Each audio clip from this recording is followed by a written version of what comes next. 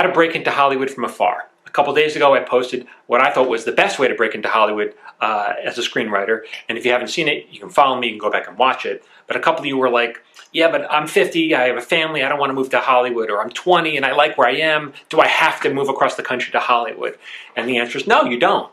There are still ways to break in, but you are definitely making it harder on yourself, because now you're saying you're not willing to go to Hollywood. You want Hollywood to come to you, all right? It's kind of a different attitude. It can be done though, but you have to bring a lot more to the table, understand, right? And so when I say that, one way to bring something to the table is intellectual property. So intellectual property is something that you own, but it's something of value. It's not, it's not like your script, which you think is amazing. That's just your opinion. Intellectual property already has like a built-in marketing channel. It's already known, and it's well known, right? And so that's IP. There are people in Hollywood, development executives. Their job is to look for IP all across the country and the world. And if they think they can turn it into a show, if they think they can sell it, now it doesn't matter whether it's good, quote unquote, good or bad. They want to know if they can sell it.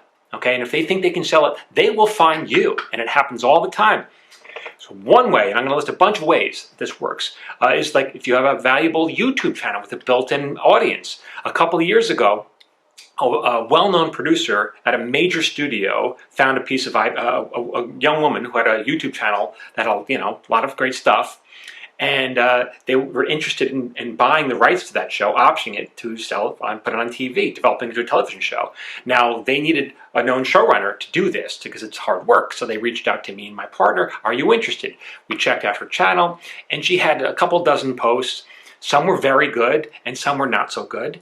And some had like 1 million views, and some had like 10,000 views. So it was very uneven.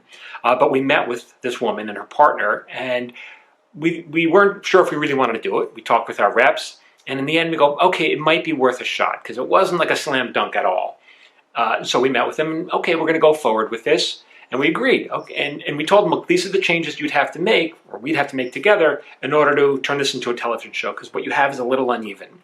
And she agreed, and then when we left it up to our lawyers to hammer out the paperwork, a couple of weeks passed, and nothing ever happened. And I reached out to the producer who wanted to make this thing happen. I said, we haven't gotten a contract. Is everything cool? And the producer said, well, they became too difficult, so we just cut ties. And what happened was this woman and her partner, they wanted too much creative control.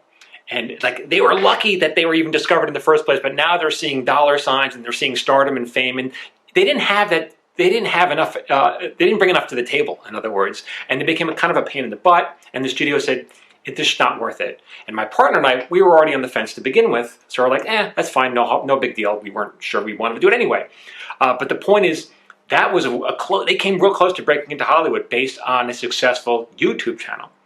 So I'm going to talk about, this is part 1 of my series. I got much more to say on this. If you miss a part, follow me on Instagram, where I'm going to post all of them, back of them, so you can read all that and watch all that and learn all that. It's at Michael Jamin, writer.